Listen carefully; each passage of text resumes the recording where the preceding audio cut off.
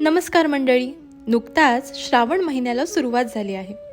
यावर्षी 2025 मध्ये उत्तर भारतात 11 जुलैपासून तर महाराष्ट्रात 25 जुलैपासून श्रावणाला सुरुवात झाली आहे.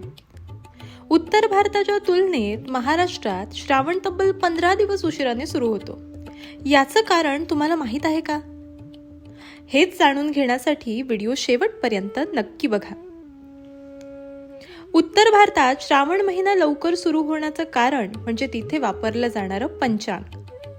उत्तर भारतात पूर्णिमांत पंचांग वापरतात, ज्यात महिना पौर्णिमेनंतर सुरू होतो, तर महाराष्ट्रात आणि दक्षिणेत अमांत पंचांग वापरतात, ज्यात महिना अमावस्येनंतर सुरू होतो.